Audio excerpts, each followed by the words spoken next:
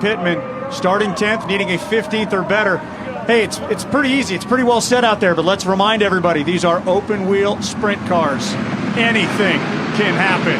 Green flag is out for the final time of 2013.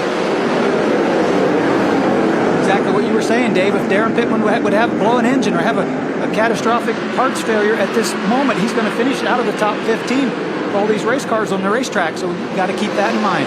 Correct me if I'm wrong, that's the slamming Sammy Swindell. Started 14th and moves into second place. He is the fastest car on the racetrack right now. Paul McMahon was coming, and we were documenting that. Sammy drives right by him, and looks like he's closing in on Jason's sides. Nerf bar to Nerf bar. Look at, hey, where have these guys come from?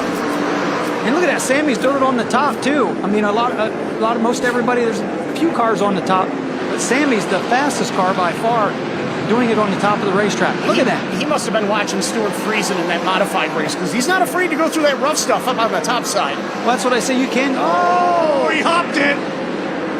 Hopped the cushion, got into the wall. He gave back a lot of position, and he looks like he's got a problem.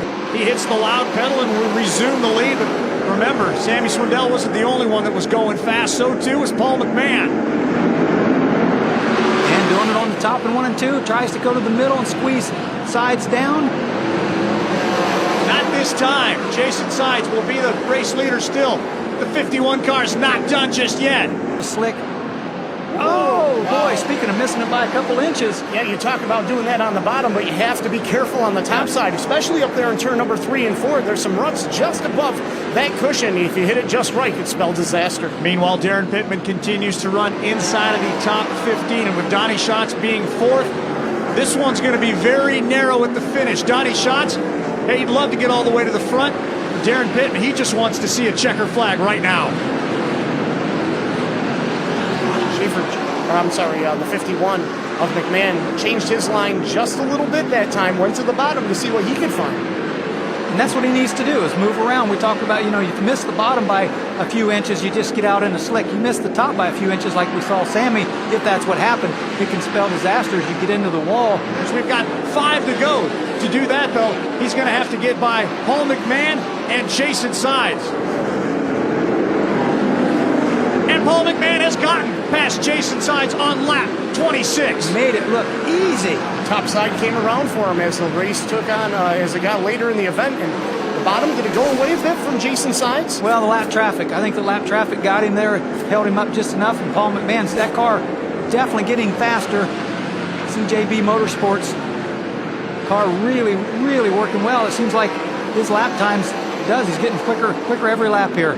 2 laps to go as we've got 2 Kinsers inside the top 5, but all eyes are at the front of this field right now where Paul McMahon brings it off of turn 4 to the white flag.